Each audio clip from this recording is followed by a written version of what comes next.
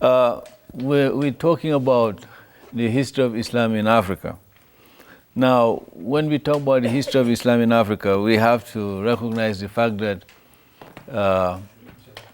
Africa was in the picture very early in the history of Islam, because the first migration of the Muslims was to Ethiopia. And when the Muslims were persecuted in Mecca, the Prophet told his disciples to go to Ethiopia, where you had a Christian king, the Negus, and he welcomed the Muslims. So in the Muslim history books, we talk about Al-Hijra Al-Awwal. The first Hijra was to Abyssinia, as it was known.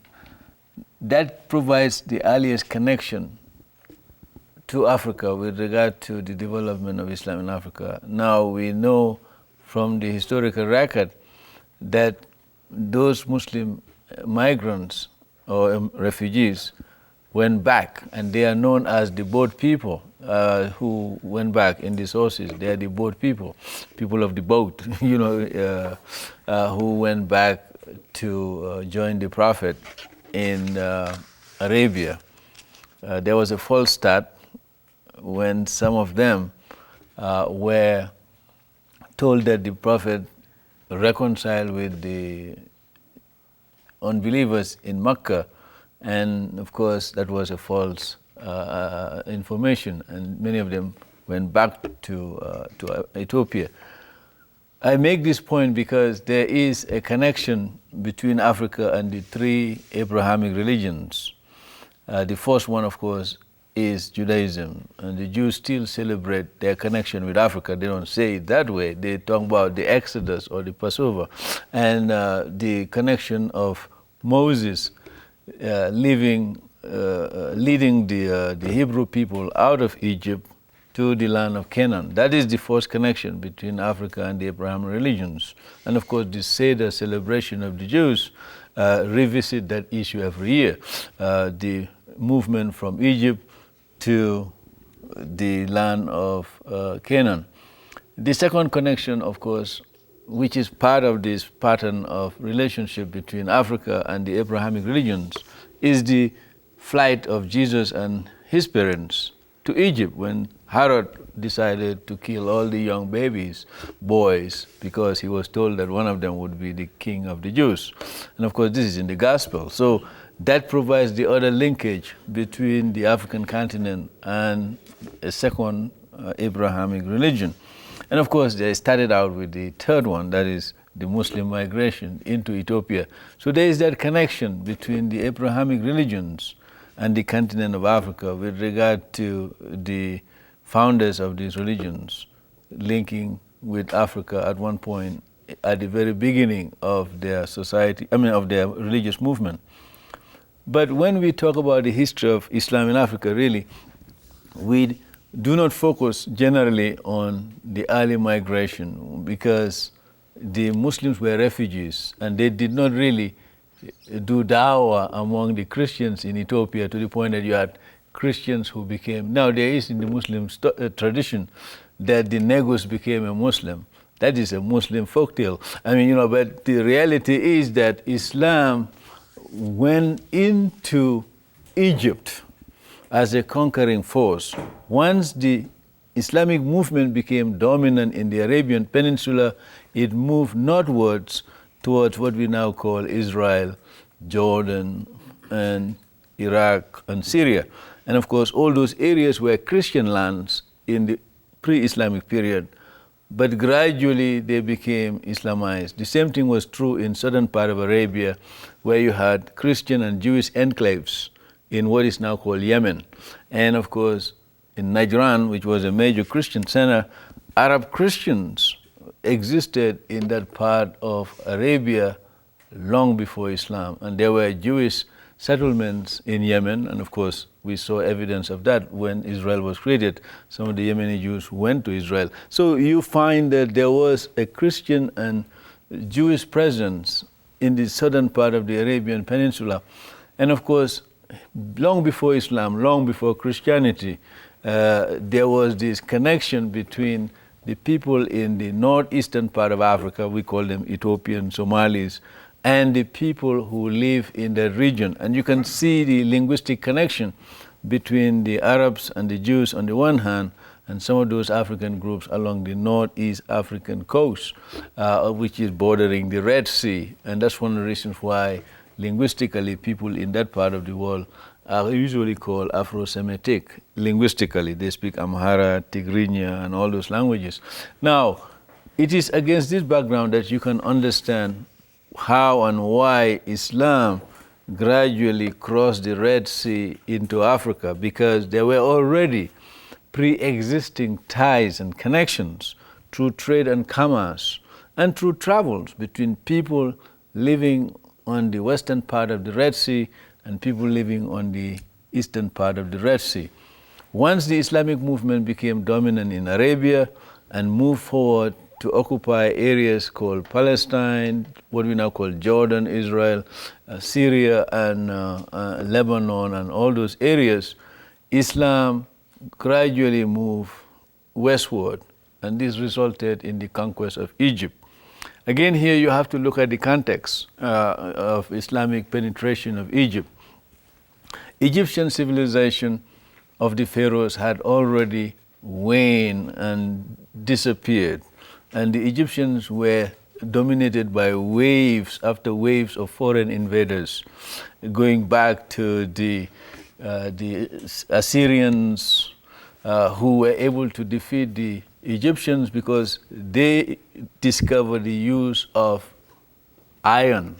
And of course, that changed the warfare in the Middle East and in the region, just like the atomic bomb changed the nature of warfare in world history. So the discovery of iron by the Assyrians turned the table against the Egyptians, and of course, the Egyptians would later recover, just like the Russians would get the atomic bomb later on, after the United States had an advantage briefly.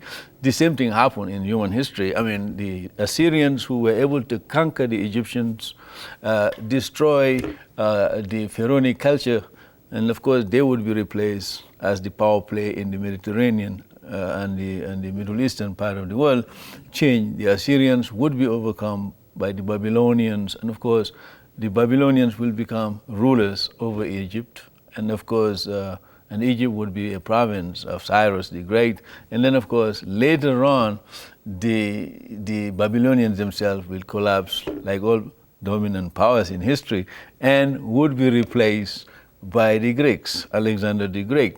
And of course Egypt would be part of the Ptolemies. You see, because once Alexander died, his two generals divided his empire into two. The Seleucids took over Syria and the eastern wing, and then of course the Ptolemies took Egypt. I give this historical background because I don't want to convey the impression that when Islam came, there was nothing in Egypt. There was a historical background in Egypt. And by the time the Muslim came, the Greeks had been replaced by the Romans.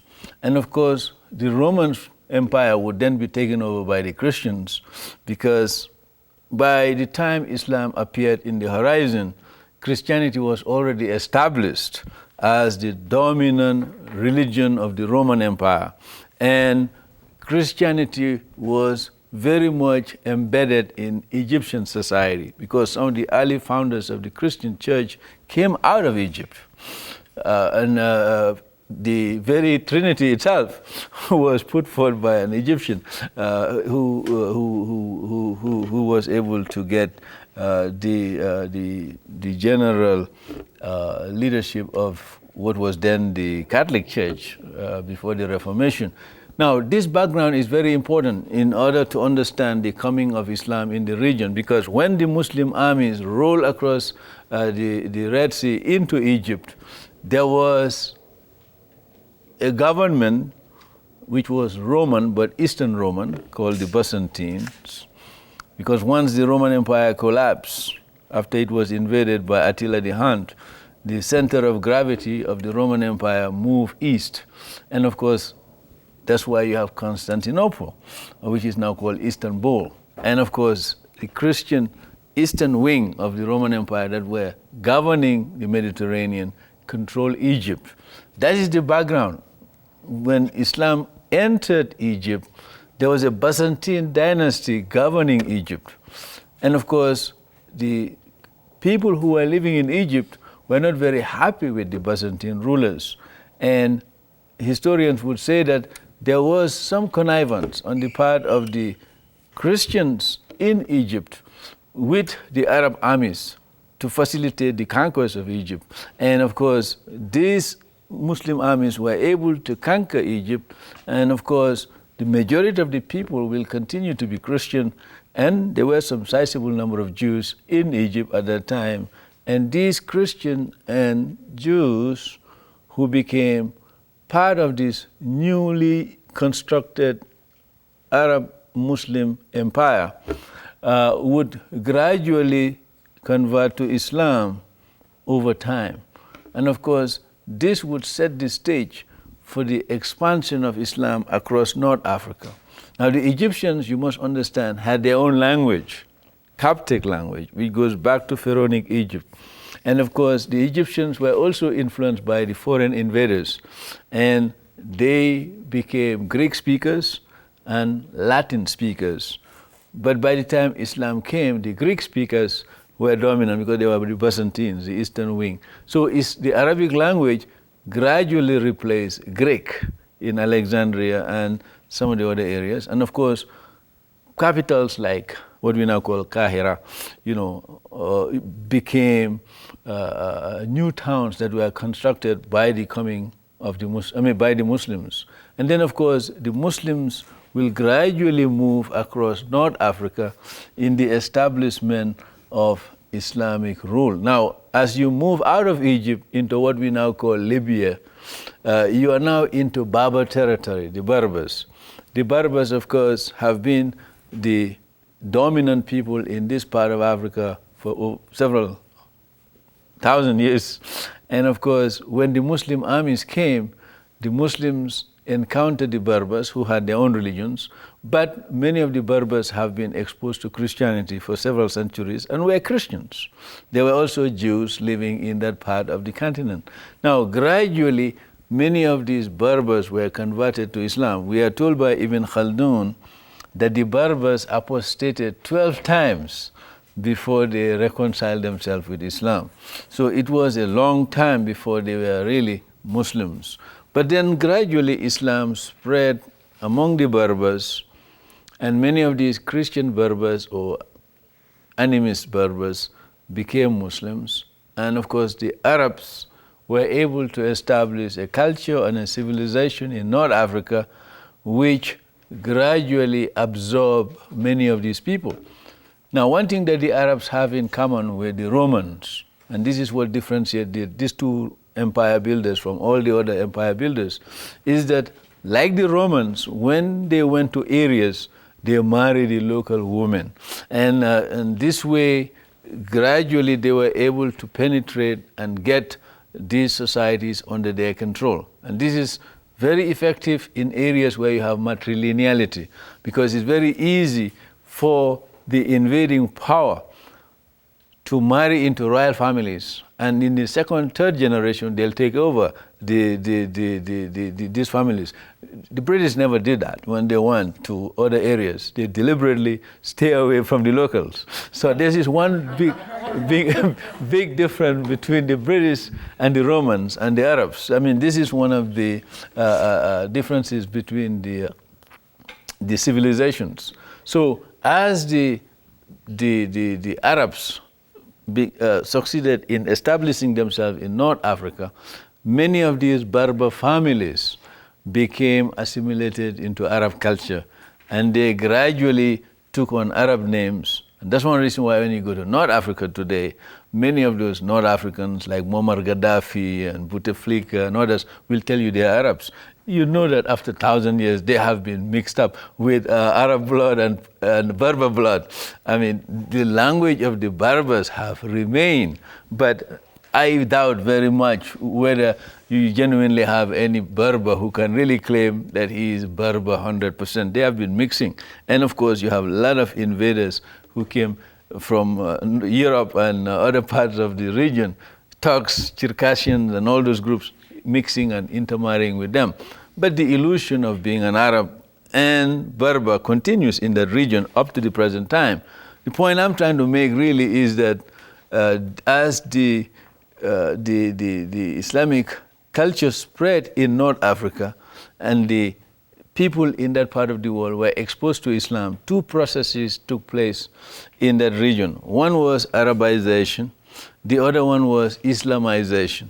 Now, the Islamization process became very advanced in North Africa from Egypt all the way up to what we now call Morocco. Now, it took many centuries for the Muslim armies to spread across North Africa. It was not a generational, it was several generations before Islam really moved from the east, meaning Egypt in this case, all the way to the Maghreb, meaning Morocco and Algeria and all those places. Now, the Arabization process also took time because linguistic expansion doesn't take place in one generation. It took many centuries for Arabic to become dominant in North Africa. Now, while this thing was going on, the Muslims were able to develop their naval power in the region. Now, if you look at the history of the Middle East, you will notice that all these major empires and civilizations that became dominant were able to become dominant because they controlled the land base and the water, the sea lanes. And of course, from a strategic point of view, they were able to dominate the trade routes. And as the Muslims gradually expand across North Africa, they begin to control the strategic points. And this way, Europeans who are interested in trading with the East would become very much dependent on Muslims. And this is very much documented in the historical literature because the Muslims began to control the Mediterranean, they controlled the Red Sea, and they controlled the Indian Ocean and the Pacific. And this gave them advantage, and that's one reason why the Islamic civilization became dominant during that period, from the 7th century right up to the age of exploration of Prince Henry the Navigator.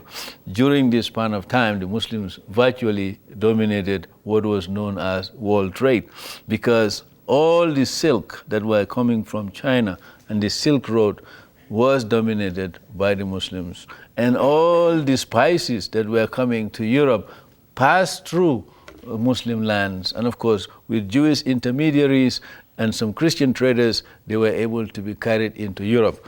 And North Africa became a very important platform in this Muslim equation, because North Africa is suddenly the land base separating Europe through the Mediterranean from Asia and Africa.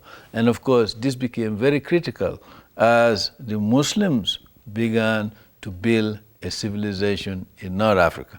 And a number of towns and cities emerged in North Africa: Kairouan, Marrakesh, Tlemcen, Tunis, all these different towns that you now see on the map in North Africa gradually developed. There were towns that existed like Carthage during the Carthaginian period, when people we now call Lebanese, today we call them Lebanese, but they were Phoenicians in those days, moved from what is now called Sidon and Tyre in Lebanon across the Mediterranean to settle in North Africa, what is now called Tunis, to establish Carthage. And that became the Carthaginian civilization, which was the rival civilization to the Romans until the Romans defeated them after the First and Second Punic Wars. Now, what is very interesting here is the fact that when the Arabs took over the region, the global trade that was beginning to develop was done likely through seafaring. Now, of course, you know that the Greeks were good seamen in the region, and the Romans were able to develop their naval power. This was how they were able to conquer Egypt in the first place. So when the Muslims came, the Arabs basically were not seafaring people.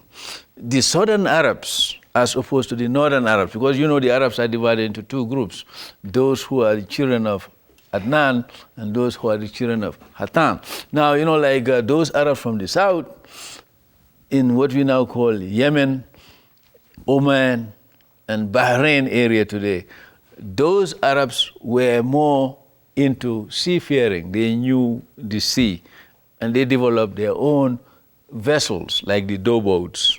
So they were very much familiar with the Arabian Sea and the Indian Ocean, whereas the Arabs to the north, what we now call Saudi Arabia, in the Najd and Hijaz area, they were not very much into seafaring, except those who were living closer to the Red Sea.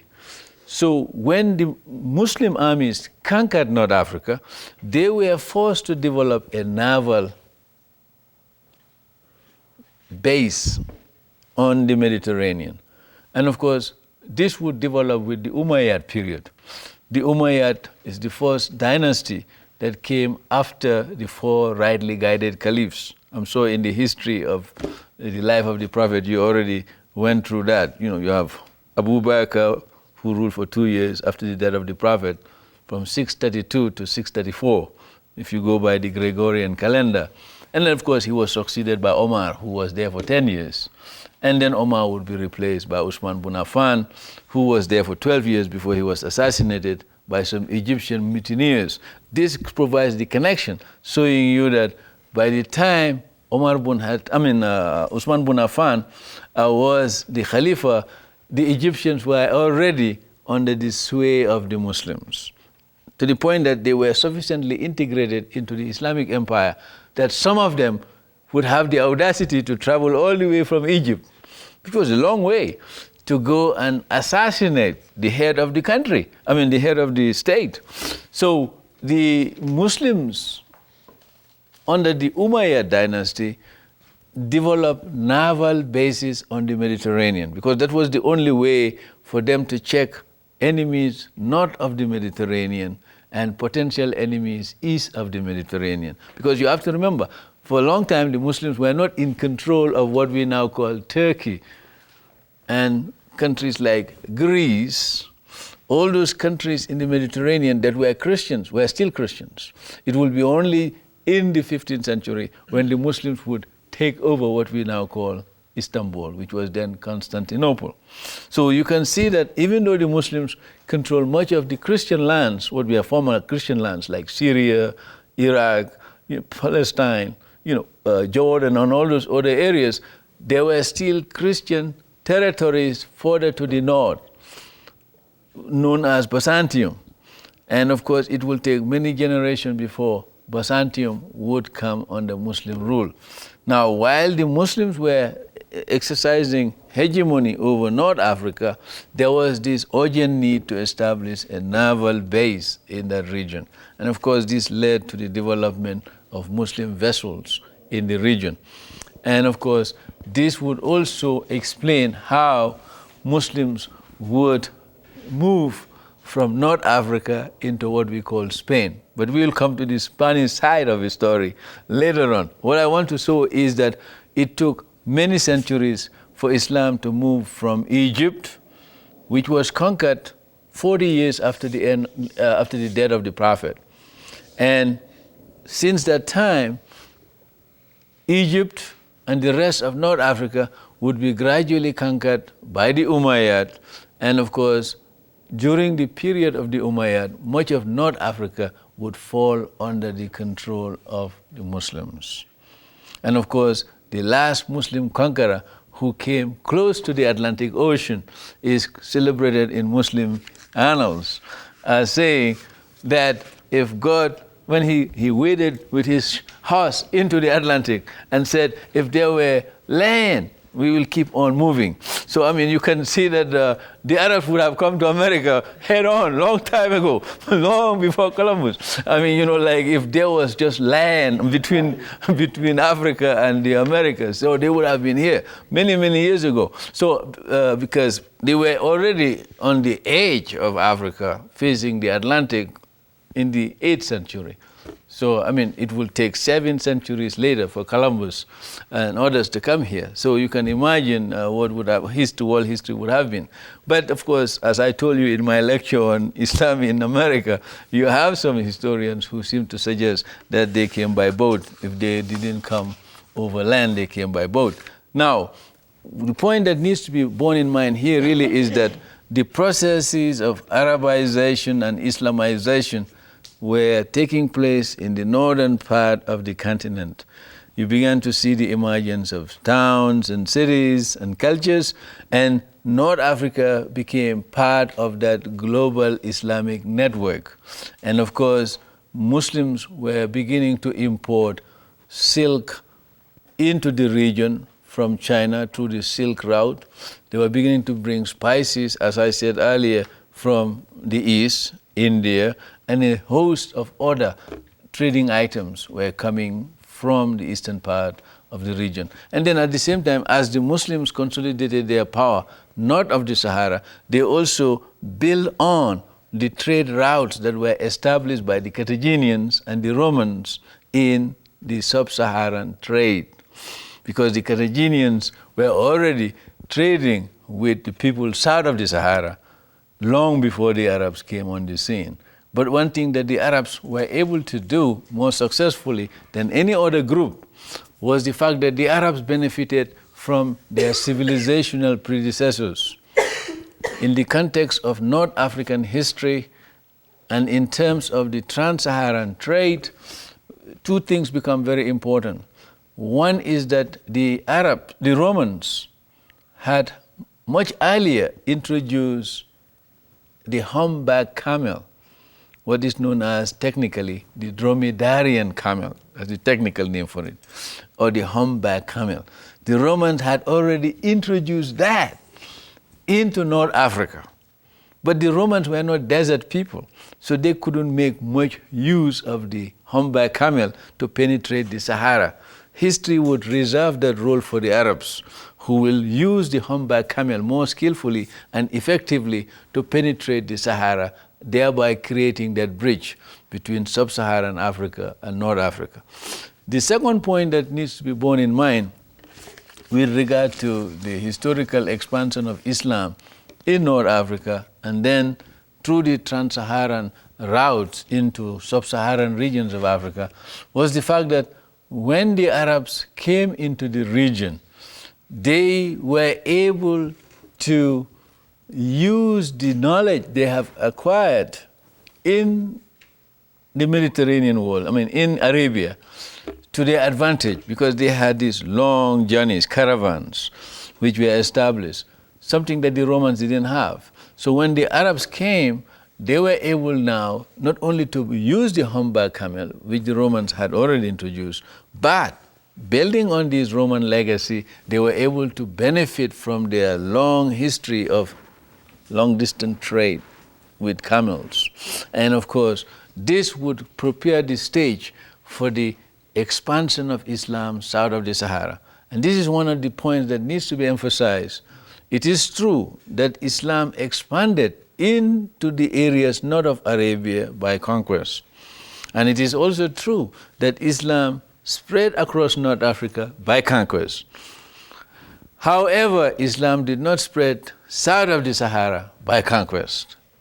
The Arabs did not conquer Africa south of the Sahara and created an Islamic civilization. No, you have a number of processes by which Islam would move from North Africa to the sub-Saharan region of Africa. This is where you have the 5 agencies by which Islam was spread south of the Sahara. As I pointed out, long before the Arabs came to the scene, you already had the Carthaginians who were there, and they did have some trade. We read in Herodotus, the Greek traveler and writer, that you have the Garamantes, and the troglodytes, in that part of the world, and there were connections between the Greeks and the Carthaginians, as we know later on, with people south of the Sahara. Now, from the Roman historians, Greek historians, you know that there were some connections between people at the periphery of the desert and the people who were further to the north of the desert in North Africa. But it was only after the coming of the Arabs that we now begin to see human agency penetrating the Sahara and reaching points south of the Sahara, deep enough. And the Arabs were able now to travel by camel for several weeks across the Sahara, which is the largest desert in the world, to points south of the Sahara. And this would lead to the development of several trade routes into sub-Saharan Africa, beginning from Egypt all the way up to Marrakech in Morocco. You have this number of routes that you can take, points from the north to sub-Saharan region. And the Arabs were able to penetrate through these different routes to penetrate. You have the Kordofan, Darfur part, you have the Tripoli part, you have the Tlemcen part, and then you have part leading into Timbuktu, and then the Marrakech. Now, what the Arabs were able to do with their knowledge of the camel and their knowledge of traveling across the desert was to develop what one British writer called, E.V. Boville called it, the golden trade of the Moors. That the Arabs were able now to get gold south of the Sahara to North Africa, to Europe, and to the East. And of course, this made gold a very important item of trade between North Africa and Sub-Saharan Africa. In addition to gold, of course, there was trade in slaves. Just like the Muslims ruling Spain, as we will find out later on, were able to get slaves not only from Africa south of the Sahara, but from Eastern Europe, because the English word slave itself is from Slav, the Eastern European language.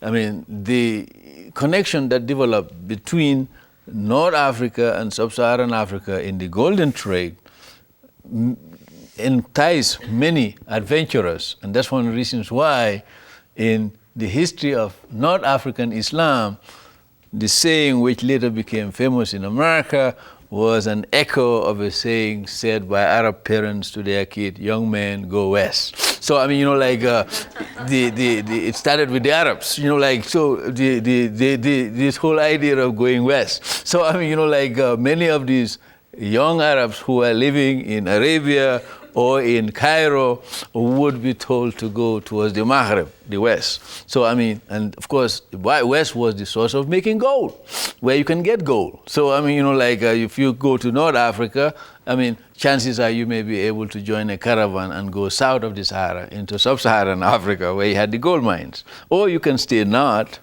and trade with those who have gold. So that was that attraction. And of course, later on, the Europeans would be attracted by this information about gold, and that will lead to the conquest of Africa many centuries later. But the point that we need to make here is the fact that as a result of this interaction between Sub-Saharan Africa and North Africa, you now have human agency in the form of trade and commerce. And these Arab traders would now become agents for the dissemination of Islam. And as a result of their interaction with African societies south of the Sahara, through what social scientists would call the demonstration effect, because as these Arab traders traveled to sub-Saharan Africa, they became the guests of African peoples. And of course, if you look at the literature, what you see is that in the ancient African kingdoms, which had contact with the Arabs, this whole idea of two towns, what we now see very much in America, Spanish town or Chinatown, I mean, that phenomena was very much alive in ancient Ghana. And of course, in Tekrur, because what the African rulers did, they separated these foreigners from the locals. And so the Arabs would live in what they call in the Mande language, Arabuzuo, meaning Arab town, which was always about 6 to 8 kilometers away from the African towns. And some of the police anthropologists, archaeologists who have done some investigation into Africa in the ancient Ghana found in the ancient capital city of ancient Ghana called Kumbisale. They found out in the ruins of Kumbisale these two townships. And what was very interesting about the differences between these two is the diet of the two inhabitants. Because in the Arab towns, they found garlic, which was rare or unknown south of the Sahara. So this proves that you did have traders who were coming from the north into this part of the northwestern part of Africa, what is now called southeastern Mauritania and northwestern part of Mali, where the ancient Ghana Empire was located. And of course, Kumbi Saleh was the capital of the region. And you can see the diets of the Arabs who came in there as opposed to diets of the local people. And of course, this proved beyond reasonable doubt to the archaeologists that this was a site where you have this, and it reinforces this two-town arrangement phenomena, where you have one town inhabited by the traders and the other town inhabited by the locals. Now, what is very interesting here really is that when you look at the history of that transaction, you find that these Africans were practicing their own tradition, what Muslims will call, these are Jahiluns. They are practicing the religion of the Jahils, people who are really in a state of ignorance, unexposed to monotheism. And of course, the Africans on their side felt that these people were strangers who practiced a different religion. And of course, the kings and the nobles of the African side had vested interest in this trade because it brought all these luxury goods from the Mediterranean or the East, while at the same time they were exporting ivory, ostrich feathers, and other things south of the Sahara going north. And of course, so you can see that through this trade and commerce, Islam began to be exposed to the Africans through demonstration, not through proselytization, but through demonstration, because the Africans were now beginning to see the Arabs practice their religion. Now, one thing that attracted the Africans was the fact that these Arabs will stop buying and selling the moment they call the azan, the call for prayer. The moment the call for prayer was made, these Arabs will stop everything they were doing. That was one thing that struck the Africans, that these people believed their God so strongly that they will stop every human activity to go and pray. So that began to influence some of the Africans, and some of the African nobles decided to link up with the Arabs. And of course, they gradually became Muslim. That's a very interesting pattern of conversion in the African context, in the sense that the African nobility became Muslim before the masses, which is not typical, because if you look at the history of Islam and Christianity, it's always the poor people, the rejected, who will join the religion. But in this particular case, the upper classes began to gravitate towards Islam. Well, some would say in retrospect out of self-interest, because it gave them power of literacy, it gave them access to a civilizational center and all that. Some people have suggested this. But regardless of what was the motivation, the fact remains that through trade and commerce, Islam gradually gained ground among the African nobles. And of course, in ancient Ghana, which was still a traditional African kingdom with idols and their own way of worshipping their creator, remain a non-Muslim state. But ancient Ghana was very much influenced by these Arab traders. Now, there are some scholars who write from an African nationalist point of view, who seem to suggest that in 1076, when ancient Ghana collapsed, it collapsed likely because the Arab Muslims' penetration of the region weakened the ideological foundation of the society. That's from a nationalist point of view. You used to have some African nationalists who argue along those lines. There are some African Americans, Afrocentrics, who will argue along those lines. But the evidence really suggests that ancient Ghana itself was internally decaying, like all societies and civilization. And the coming of the Muslims in that part of the world helped accelerate the process, but the Muslim presence was not necessarily the cause of the collapse of ancient Ghana in 1076. Now, the other agency by which Islam spread, both in North Africa and in Sub-Saharan Africa, was through the establishment of Islamic ideological movements. And the first Islamic ideological movement which had impact not only in Africa but also in the Iberian Peninsula was the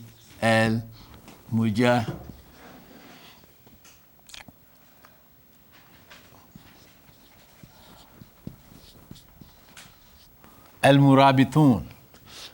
The Murabitun movement really are the people of the Ribat. Now, this concept of a Ribat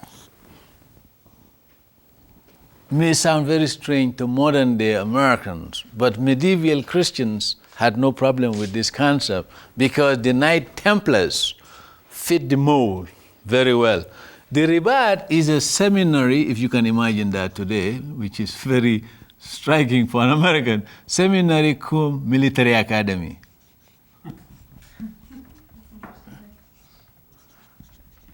But you see, if you look at the medieval world, the Knight Templars, they knew their Catholic catechism, they were very committed to Catholicism, but they were also warriors. You see what I'm saying? The Knight Templars. The Murabithun were, this was a movement, but the Ribat and the Murabithun idea existed in Islam because the Murabithun were the border guards defending the frontiers of Islam from alien intrusion, and they were supposed to know the religion and they were supposed to know how to fight to defend the religion. So they were the Murabithun. And of course, a movement would call itself the Al-Murabithun. You read them in the anglicized form, Al-Muravits. You know, in English we read them as Muravits, M-O-R-A-V-I-D-S, Muravits. But the Al-Murabithun would play an important role in the spread of Islam south of the Sahara. Because what happened really is that one of the Berber kings went on a pilgrimage to Mecca. And on his way back in what is now called Algeria, he asked one of the sheikhs whether he would accompany him back to his people, because he was from the Berber tribal group called Sanhaja.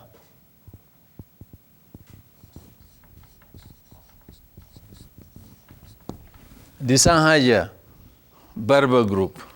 You have the Mesufa, the Godala, the Lemtuna, and other different groups. But he came out of the Sanhaja group. Now, he wanted a mentor and a teacher for his people so that they will have correct understanding of Islam.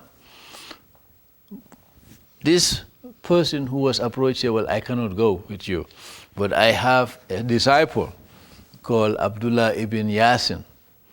And Abdullah ibn Yasin can come with you and he can teach your people. Now, Abdullah ibn Yasin was a very puritanical fella. So when he came to these Berber people, he was so tough and strict in his understanding and interpretation of Islam that the Sanhaja people chased him out of town.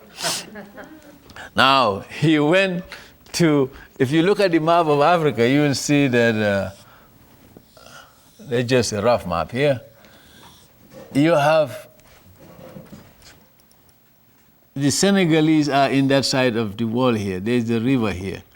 Now, all this part, Morocco, Mauritania, part of Algeria, this became a kingdom in this area, big kingdom. Now, what is happening when he came down, Abdullah ibn Yasin, to preach to the Sanhaja people, and they chased him out of town, he went to the mouth of what is now called the Senegal River, which separated the Berbers from the sub-Saharan African groups. And he established a Ribat.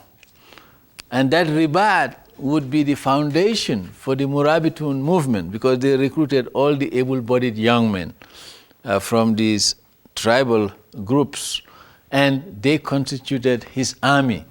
And with that army, he was able to conquer all of North Africa, going all the way into Spain, and the Murabitun invasion of Spain, which you read about. Now, what is very interesting about this is the fact that through the Al-Murabitun movement, you have greater Islamization of the North African and Sub-Saharans who were exposed to the region. So many of these North Africans and Sub-Saharan Africans became more exposed to Islam. But the point that needs to be emphasized here really is, like all revolutionary movements, after a few generations, some of them don't even last few generations, the revolution collapsed. We see that in the Soviet Union. It didn't last 70 years. I mean, it lasted 70 years, but it didn't last 80, 100 years. I mean, from 1917 to 1989, it collapsed. Communism collapsed. So the same thing happened with all movements, human movements, at least what we know in history. They may last, some of them may last for 100 years, but eventually they collapse and replaced by other movements. Now, this is precisely what happened to the Murabitun movement. The Murabitun movement became dominant in North Africa and extended itself into Spain. But within a very short span of time, the Murabitun movement would collapse and would be replaced by another movement called the Al-Muwahidun. When was this taking place? This was in the 11th century. The Murabitun movement became very active by the 1070s. But by the 1120s, they were already less than 50 years. They were already losing ground to another movement, Al-Muwahidun. Just about 900 years ago, the Al-Muwahidun movement they are the Unitarians. They emphasize Unitarianism, in the Islamic context, because they felt that the Murabitun were deviationists, so they were applying corrective teachings of Islam. So a new movement emerged called the Muwahidun.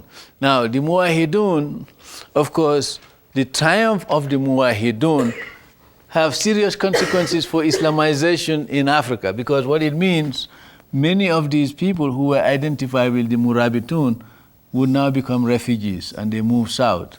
And this is one of the reasons why, if you look at the geography of names south of the Sahara and north of the Sahara, you will find that many of those towns immediately south of the Sahel carry names of some of the North African or Eastern Islamic names like Mecca, Medina, and many of these towns were established by these refugee intellectuals of the Murabitun.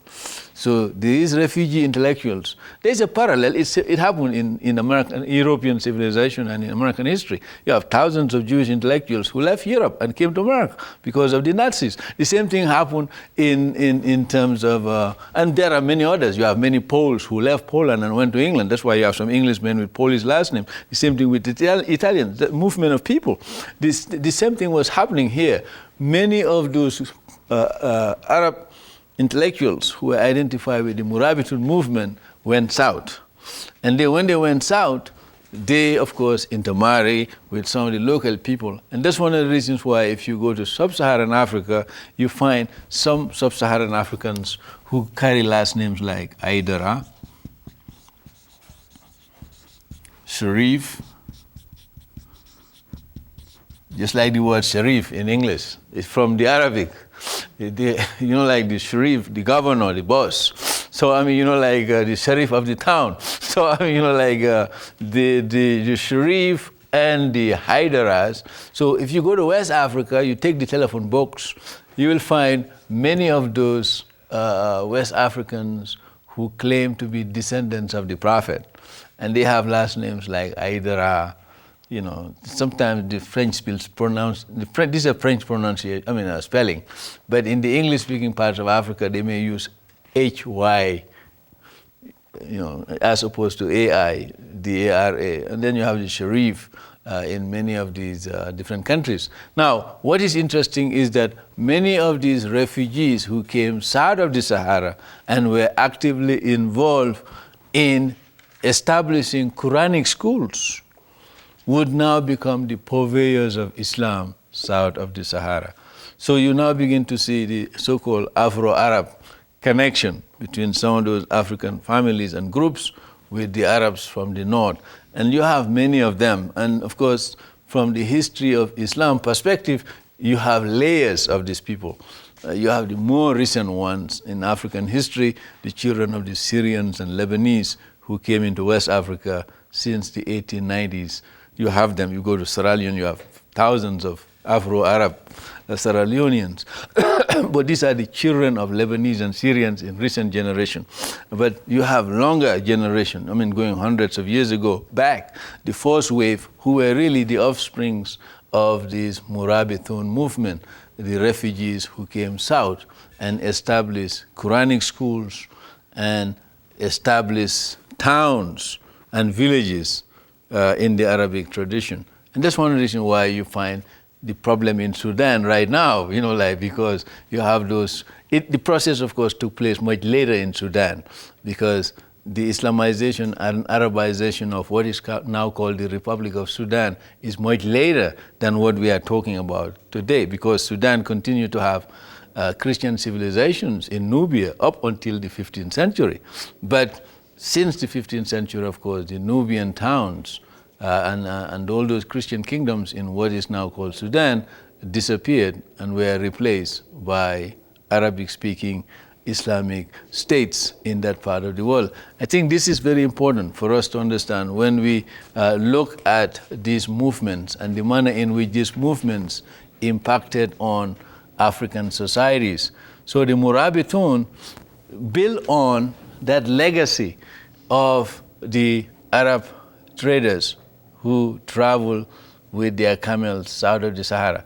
The only difference here is that they became a fighting force and were able to expand their conquests, not south of the Sahara, but north of the Sahara and then into Spain. And many of the sub-Saharan Africans who were gradually becoming part of the Islamic fold were involved in that process. And that's why you have some of them who found themselves in Spain, especially among the Fulani people, from where Abdullah ibn Yasin built his Al-Murabitun movement.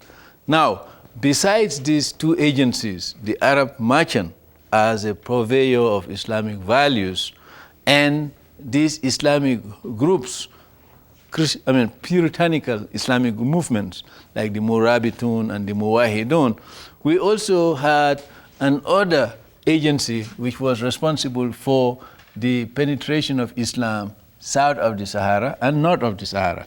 And that is the emergence in the 17th, 18th century of what is called the Sufi brotherhoods. I'm sure you're familiar with these Sufis. Now, the Sufi orders would play a very important role in the dissemination of Islam in the Muslim world. Virtually in almost all parts of the Muslim world, you had Sufi orders, and they played a very important role in the dissemination of Islamic values and culture. Now, in sub-Saharan Africa and in North Africa, Sufism would travel from the east, in Iraq, Syria, Egypt, to Spain, and then from Spain to North Africa. Now, these Sufi orders from North Africa would gradually find their way into sub-Saharan African region. And of course, the Sufi group that was most instrumental in bringing Sufism to sub-Saharan Africans was the Qadiriyya order. Qadiriyya order.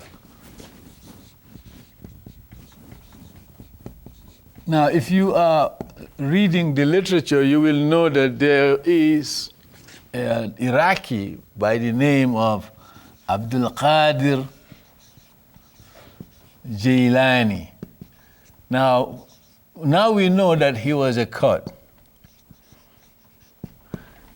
Abdul Qadir Jailani, but of course he didn't see himself as a Kurd the way Kurds now see themselves, because this whole idea of being a Kurdish nationalist did not exist, because they all saw themselves as Muslims and they spoke Arabic. They have their own languages, but they did not identify in a nationalistic sense the way human groups identify nationalistically, because they were part of Islam. And of course, at that time, the dominant ideology was Islamism, and they see themselves in that light. This Abdul Qadir Jailani, the Iraqi, today we see him as an Iraqi, but he didn't see himself as Iraqi at all. I mean, like he lived in Baghdad, because in those days, Arabs do not identify themselves in terms of, they identify in terms of towns. That's why you can see that in their last names. I mean, I'm from Mansouri, I'm from Baghdadi, I'm from, Damascene, Al-Qahirin, they last names, they can tell you where they come from, but they don't tell themselves that we are from Syria, or these are concepts that came much later. But, they didn't see themselves that way. So from what we now call Iraq, they were able to move his ideas spread across the Muslim world. And of course, some of these Sufis who embrace his ideas would now begin to spread them south of the Sahara. So gradually, the Qadiriya order became established in Morocco, in Algeria, and of course, through the trans-Saharan trade, the merchants brought the ideas to sub-Saharan region. Yes? How were the Sufis different in practice from the other Muslims? Well, the Sufis, one of the distinct characteristics of the Sufis is that in addition to the mosque or the masjid, the Sufis have what they call Zawiya. Some people translate it as a lodge, just like the Masons have their lodge. And of course, there are different names that are used. People from Southeast Asia, South Asia, they use other words like teke, different words, in different parts of the Muslim world. But in Northwest Africa and in Sub-Saharan Africa, the word Zawiya is used by the Sufis to describe the place where they can congregate and do their zikr, celebrating the praise of God. Now this Zawiya becomes very important link for the Sufis, because many Sufis who were business people could find accommodation in the Zawiya. Because when you are a member of these orders, you belong to this fraternity or sorority of some sort, and they look after you. So you could travel for 1,000 miles and you would be sure of place to stay when you go to a mosque or a Zawiya, because you know that people with whom you will spend part of the day, if not most of the day, singing praises to God are members of your Sufi order. You see what I'm saying? Now, the Orthodox Muslims who don't engage in zikr, like the Sufis, they don't have any idea of a Zawiya. There is no Zawiya for them. They have the masjid and they just go and pray. But they don't engage in any kind of Sufi rituals. I describe the Sufis, and some of them say they like that characterization. The Sufis are Muslims who like to do overtime.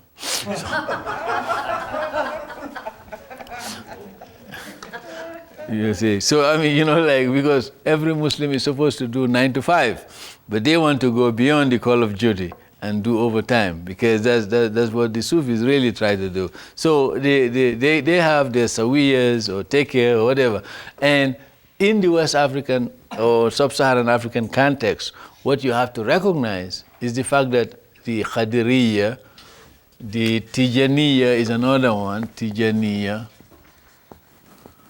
which was founded by an Algerian called Sheikh Ahmed Al-Tijani. I mean, you can see the last name from Tijani, the area he came from. It's like you're from New York, Al-New Yorkie. You may have Musa Al-New Yorkie, or, the Arabs also, he's from Detroit. They may, you have many Arabs in Detroit, or in Dearborn, Al-Diaboni, so you have, identify you in terms of where you came from. So the Sufis were people who differentiated themselves from the other Muslims by doing what I call over time. They engage in zikr and other things that the Orthodox Muslims either frown upon or feel they are not obligated to do. So the Rumi was of the Sufi Brotherhood, wasn't he? Yeah, Rumi, yes. He's one of the most famous Sufis. Okay, so they were kind of like monks in that tradition. Well, if you use the term monk, you complicate the process. Because the monks have celibacy, which the Sufis don't practice. You see, the Sufis engage in meditation. They have individual or group meditation. You can go into Khalwa, where you will really engage yourself in very isolated, elaborate, meditative exercise. Or you can engage in what they call wazifa. You may have a number of members of your brotherhood or sisterhood in this case, and you will form circles and you will do the zikr. Each order has its own set of rituals, separate and distinct from the others. They have certain things in common, like the zikr. Some of them do zikr quietly, like the Qadiriyas. Some of them do zikr loudly, like the Tijaniyas. And some of them, they combine their worship with drums, you see. And of course, you hear in the West more about the so-called whirling dervishes. And they do their dances, you see that more in Central Asia and the Balkan area and Andalusia, the Turks. You find some of that kind of Sufism. And of course, you go to India and Pakistan and other areas, they combine the sama, what they call sama. They have their traditional pre-Islamic musical instruments, which they now use in the name of Islam and in the celebration of Sufi. And of course, they call it sama, and the Hawali and all that. So, you have different ways. And of course, some of the Orthodox scholars are very suspicious of the Sufi practices. And of course, in the United States, I have added one word to the vocabulary of Sufi studies in this country, what I call the popcorn Sufis. Because, you have the popcorn Sufi. The popcorn Sufi in the American context are people in the United States who do not fully accept Islam in terms of a belief system, but they embrace partially some aspect of Sufism and will identify themselves as Sufis. And you have people like that. They are very much in the New Age group. Those are the popcorn Sufis. Because, I arrived at this almost 20 years ago when a friend of mine in Washington said to me, she said that her sister called her one day and said to her, "Guess what?" She said, "Guess what?" "I'm a Sufi." Now this friend of mine, she is very knowledgeable of Islam. So when the sister called her and told her this, that she is a Sufi, and she asked her, "What do you do?" She said, "Well, we hold hands and we sit on the grass and we say Allah, Allah, Allah." So, then that was the time the thought came to me. I told her, "Well, your sister really is a popcorn Sufi." So, and it's stuck now. Now anyone who really has this new age attitude about Islam, but does not want to go through the the 5 pillars of Islam, praying and fasting and doing all that. You have some pseudo-Islamic practices about you. You are a popcorn Sufi. That's what I hope I clarify for you. But in the old days, it was just the men who were the Sufi Brotherhood, right? No. You have Rabia. You have some very famous Sufi women. Yeah, there were some very famous Sufi women, mystics. Sometimes we use the term mystics to describe the Sufis there, that's the mystical dimension of Islam. Yes, please. But In the Sufi tradition, just to clarify for myself, they took a very strict, what you would call vow of poverty, where they would, and part of their learning process was traveling, was the journey, which was the allegory for the spiritual journey. And then you would come to enlightenment through doing the journey and dealing with other people and teaching them. So is that kind of like different from what you would call traditional Islam in the sense that these were people who traveled and actually taught people through parables or fables? Yes, I mean, definitely most of the Sufi masters in the past did recognize that this world here is very temporary. So for that reason, they were not enamored with this world. Now, there were some Sufis who felt that you should try your very best to take your portion of this world, because they remember the prayers of the Prophet, which says that, Rabbana atina fi dunya hasanatan, and like you want God to give you success in this life, but you also pray for success in the next life, and you also ask God not to punish you in your grave when you are judged for what you have done on this earth. Now, those Sufi masters who took the vow of poverty saw themselves in the light you describe. Just like Francis of Assisi, you take poverty and say, well, we are going to serve God, and we will turn away from the world and we will turn towards our Creator. So you take that decision. And then they draw that analogy between the road to poverty, self-consciously now. This is not something you just say accept. You consciously decide that you are going to behave as if this world does not matter, and you are not going to engage in any kind of accumulation of wealth. Now, but there are Sufi masters who don't take that position. They feel that you can be as successful in this world without being completely absorbed. You have, like the Christians have a saying, be in this world, but not be of this world. You see, that kind of concept. You have that understanding among some of the Sufis. So not all Sufis want to live the life of poverty. No, not all Sufis. You have Sufis who feel that you can be very successful, you can be middle class, upper class, and be successful materially, so long as you are not a prisoner of desire, prisoner of materialism. So, I mean, you have some Sufis who came along that line. But going back to the Sufis as agents for Islamization in North Africa as well as Sub-Saharan Africa, we identify the Tijaniya, the Khadiriya. You have a group that is peculiar to the Republic of Senegal in Northwest Africa called the Muridiya. Now, many of these orders are in the United States already. They have branches in the United States.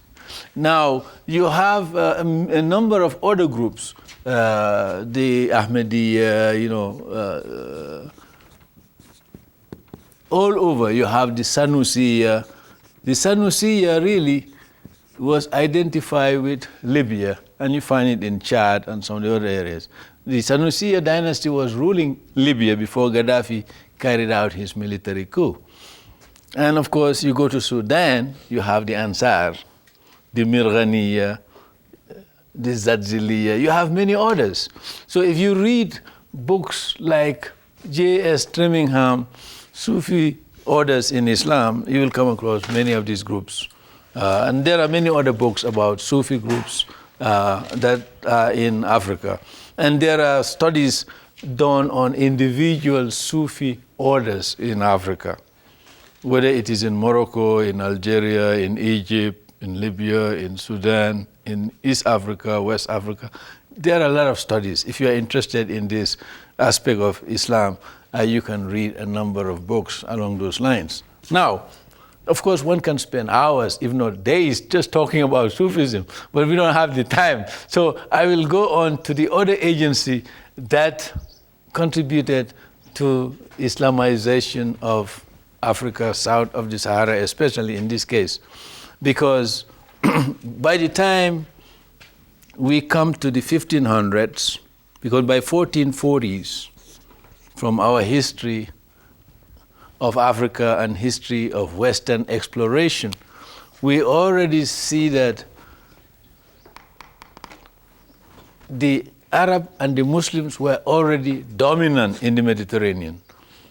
Arabic was the international language of the world at that time.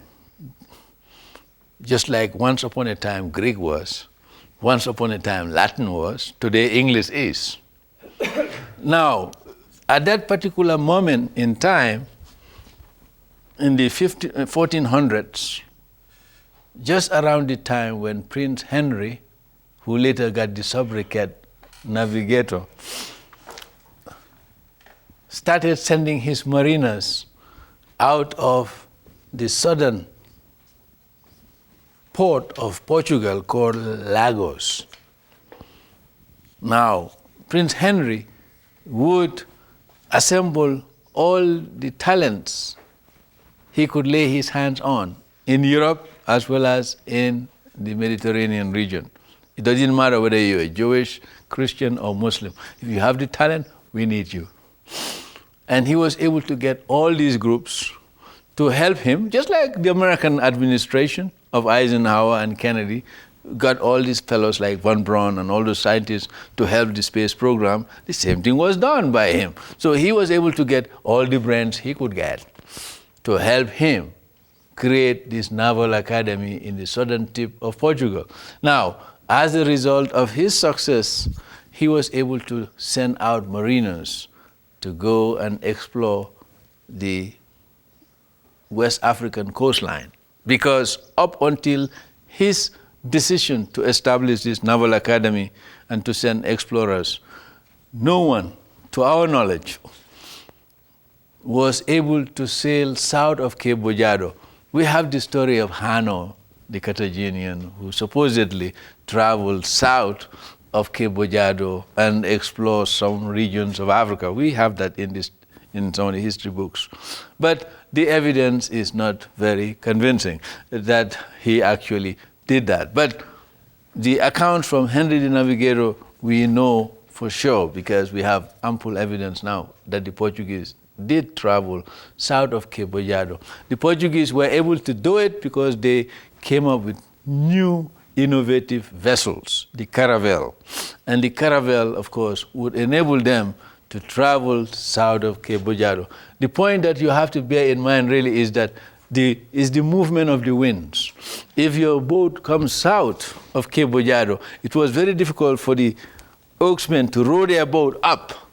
So the Portuguese were able to develop a technique of navigating these waters so that they would be able to sail south and then come back. And of course, this would set the stage for the later expeditions across the Atlantic. Because people like Columbus spent many years on the West African coast before they traveled to the Americas. Now, the point that we need to bear in mind here is that as a result of the gradual penetration of the West African coast by the Portuguese, the Muslims began to lose control. I see the time. The Muslims began to lose control over the Mediterranean. And the Mediterranean was no longer the monopoly of the Muslims and the Arabs. And gradually, the European powers were able to explore this West African coastline. And of course, you know that Bartholomew Dias and Vasco da Gama would be the two Portuguese mariners who successfully circumnavigated the Cape of Good Hope towards East Africa and India. This will change world history. Just like the Sputnik of the Russians and the challenge it posed to America in terms of Apollo expedition, and then later the Eagle has landed. So, I mean, the same kind of situation was happening in a different way, but similar. The Portuguese navigation of the African coastline to the Cape of Good Hope broke Muslim monopoly of world trade. Because now Europeans could bypass the Muslim strongholds in the Mediterranean, the Red Sea, and the Indian Ocean. They could now go all the way to the Indian Ocean and compete for access to the spices of Asia. This changed world history. That's how world history changed over the last 400 years. And the balance of power shifted from the Mediterranean people. Because the Mediterranean people, whether they were Jews, Persians, Chaldeans, Babylonians, Sumerians, they dominated the world. But power now shifts to the European people. And the last Mediterranean people, to Hegel, as Hegel would say, the universal spirit takes a westerly direction. So, I mean, you know, like that, so the universal spirit was moving.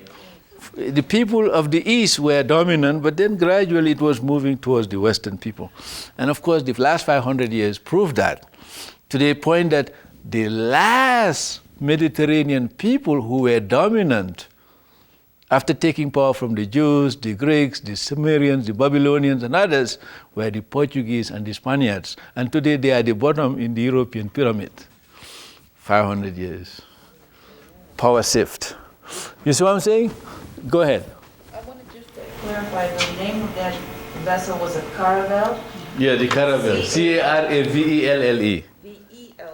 Yeah, caravel. That was a revolution, just like this, you know, now we have, the Americans are leading the world today, so they are inventing new things, you know, and computers and other things. Yeah, that's what happened in history, yeah. What were the years for the Sufi orders? The Yeah, the Sufi orders came to Africa here in the 17th century, what you would call 1600s. From that time on, they were already, you know, exposed. They came into Spain before the collapse of the Muslims in Spain, but they did not move south until later. They came to sub-Saharan Africa in the 16th, 17th century. So by the 17th century, the Sufi orders were already in North Africa. So by the time the Portuguese were whittling away at the Islamic courts on the African coastline, the Sufis were already there. Adherents. That's right.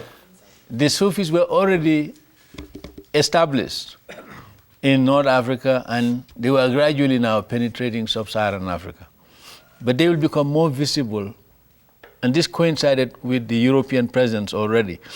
By the 18th century, just around the time of the War of Independence, the Sufi groups were already established, and they were now beginning to take over some of these centers of power. Time, she is giving the signal. So, you know, like, but we will have another hour or so to do. That's the Grim Reaper, I stand there.